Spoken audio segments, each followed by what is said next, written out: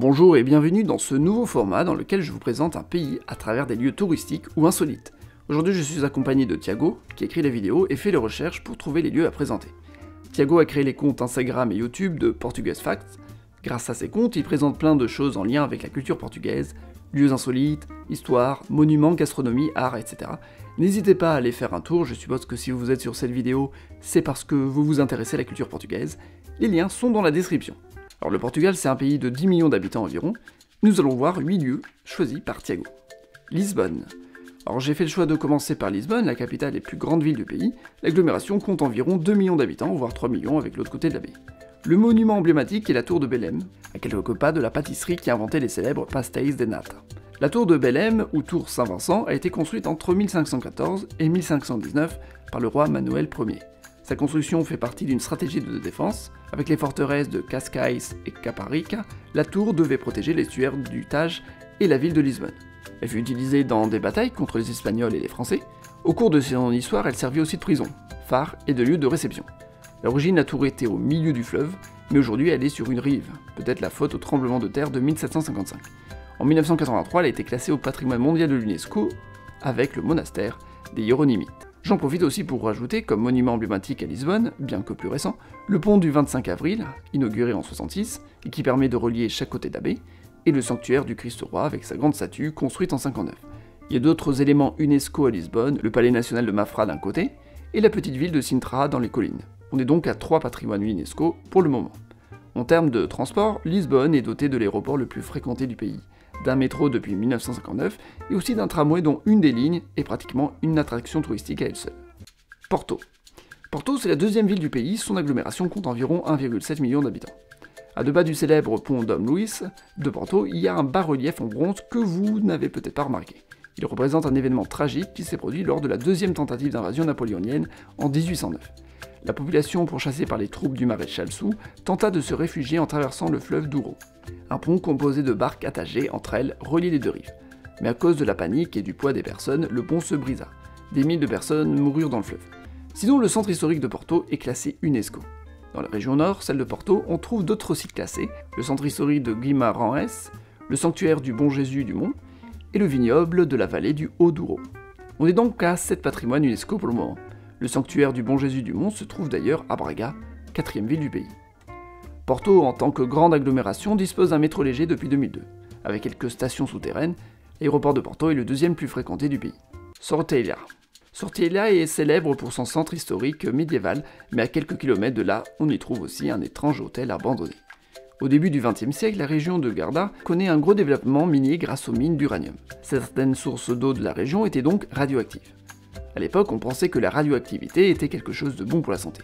Attiré par les bienfaits de l'eau radioactive, un certain Rodrigo, un espagnol, décida de soigner sa fille avec l'eau de Sortelha. Cela aurait fonctionné. Dans les années 1920, il fait construire un hôtel thermal de 90 chambres. Les gens pouvaient ainsi profiter de cette eau radioactive. L'établissement était luxueux et fonctionnait bien. L'eau sera même mise en bouteille et commercialisée pour être consommée. Dans les années 30, l'établissement est vendu à des Anglais. Mais la Deuxième Guerre mondiale et les bombes larguées sur le Japon font que les mentalités changent radicalement sur la radioactivité. L'établissement fait faillite et est pillé dans les années 50. Depuis les années 2000, le propriétaire actuel, portugais, pense à le rénover et en faire un hôtel de luxe. Serra da Estrela. Quand on pense au Portugal, on imagine des plages, un climat plutôt chaud, des vignes, des oliviers, mais le pays possède une grande diversité de paysages. Il y neige même régulièrement en hiver et on peut skier. L'unique station de ski se trouve dans la Serra da Estrela où se trouve le point culminant de 1993 mètres. La station propose plusieurs pistes pour tous les niveaux. Toutes les compétitions nationales de ski ont lieu dans cette station. Sinon, dans le centre du Portugal, on trouve comme patrimoine de l'UNESCO le monastère de Bataia, le couvent de l'Ordre du Christ, la baie d'Alcobaça, les sites d'art rupestre préhistoriques de la vallée de Coa, qui date d'il y a plus de 20 000 ans, et enfin l'université de Coimbra. Coimbra étant la 3e agglomération du pays avec 200 000 habitants, et son université est une des plus réputées. On est donc à 12 patrimoines UNESCO. Santiago do Cacém. Lors d'un voyage à Paris, Jorge Avilés, jeune aristocrate, voit pour la première fois une voiture. Il décide d'en acheter une Panhard et Levassor et l'expédie au Portugal. En 1895, Jorge récupère sa voiture à Lisbonne et effectue les 150 km qui le séparent de Santiago do Cacém, en 3 jours, malgré la vitesse de 15 km/h du véhicule. C'est un record. Il fallait une semaine à l'époque et environ 2 heures aujourd'hui. Il effectua ce trajet sans permis, sans code de la route et causa le premier accident automobile avec un âne. Le véhicule est désormais exposé à Porto, au musée d'Alfândega. Faro. Faro est la plus grande ville du sud du Portugal, de la région de l'Algarve réputée pour ses plages. L'arche de la ville est une porte monumentale construite sur ordre de l'évêque de Faro par un architecte génois. Elle a été inaugurée en 1812. À l'intérieur, on retrouve des vestiges d'une porte arabe de l'époque de la domination musulmane. C'était une porte d'entrée dans Faro depuis la mer.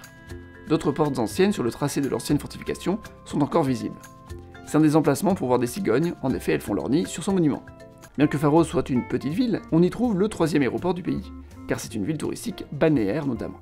Il n'y a pas de patrimoine UNESCO dans l'extrême sud du pays, mais dans la partie méridionale du Portugal, on trouve Évora, avec son centre historique, et notamment son temple romain, et Elvas, qui dispose de grandes fortifications. On est donc à 14 patrimoines UNESCO au Portugal. Ce qu'on a vu pour le moment, c'est le Portugal continental, mais il existe aussi un Portugal d'outre-mer, avec 2 territoires. Les Açores. Les Açores sont un archipel qu'il est difficile de savoir si géographiquement il se situe en Europe ou en Afrique. On y compte en tout 240 000 habitants, dont la moitié sur l'île de São Miguel, qui est la plus grande. Les îles ont été découvertes par le Portugal en 1427 et étaient inhabitées. Aux Açores, on trouve des plantations de thé, uniques en Europe. Les premiers essais de plantation de thé, plus précisément sur l'île de São Miguel, dateraient de 1750. Les graines étaient rapportées dans les bateaux des découvertes maritimes. Les premiers documents font référence à des graines rapportées du Brésil en 1820. Dans les années 1870, à cause d'une maladie, les plantations d'orangers avaient été ravagées. C'est alors la principale production de l'île. Il fallait donc trouver une nouvelle source de revenus. En 1878 ou 1874, deux Chinois furent embauchés pour développer et enseigner la production de thé. Le climat et le sol des Açores étaient parfaits. De plus, les maladies habituelles de la plante ne se développaient pas. Encore aujourd'hui, cela évite l'utilisation de produits chimiques. L'industrie du thé se développa et plusieurs fabriques ouvrirent. Mais suite aux guerres et à la concurrence des autres pays, des 14 fabriques, il n'en reste que 2. Fábrica de Chá Goiânia et Fábrica de Chá de Porto Formoso, qui ont connu des fermetures puis réouvertures récemment. Les deux peuvent être visités. En termes de transport, vu que les Açores sont un archipel, on y trouve plusieurs aéroports. On y trouve notamment les 5e, 6e et 7e aéroports les plus fréquentés du Portugal. Tous bien reliés entre eux ou à Lisbonne. Depuis 1976, les Açores forment une région autonome du Portugal. On trouve 2 patrimoines UNESCO, le centre historique d'Angra do Heroísmo, sur l'île de Terceira, et le paysage viticole de l'île du Pico. On est donc à 16 patrimoines. Madère. Madère est un archipel aussi, mais composé que d'une seule île principale qui porte le même nom. Le territoire compte 270 000 habitants, et on y trouve la ville de Funchal, qui en fait plus de 100 000, c'est la 5e du pays. Sur l'île de Madère, il existe des grottes. Dans une de ces grottes serait emprisonnée une créature diabolique, Cavaloum. C'est un cheval géant avec des ailes de chauve-souris qui crache du feu par les narines. Un jour, il rentra dans une église pour défier Dieu. Il le mit au défi de l'empêcher de semer la terreur sur l'île. Dieu ne prêta pas attention et l'envoya balader. Cavaloum commença donc à détruire les habitations et provoqua une tempête. Le vent était si fort que le crucifix de l'église s'envola dans l'océan. C'en était trop pour Dieu qui décida de récupérer le crucifix et d'enfermer Cavaloum dans une grotte. Aujourd'hui encore, dans les fonds nasses des Cavaloum. Nom de la grotte. À Machico, on entend les coups de sabot et les hennissements de Cavaloum. À Madère, on y trouve le 8e aéroport le plus fréquenté du pays. Depuis 1976, Madère forme une région autonome du Portugal. La forêt Laurisilve de Madère est classée UNESCO, ce qui fait un total de 17 patrimoines UNESCO dans ce pays. Conclusion. En commentaire, dites-moi si ce nouveau format vous plaît. Et commentez le prochain pays qui devrait être traité de cette façon. N'hésitez pas à aller voir les pages Instagram des différents lieux présentés sur le compte Portuguese Facts de Tiago, tout comme sa chaîne YouTube, les liens sont en description.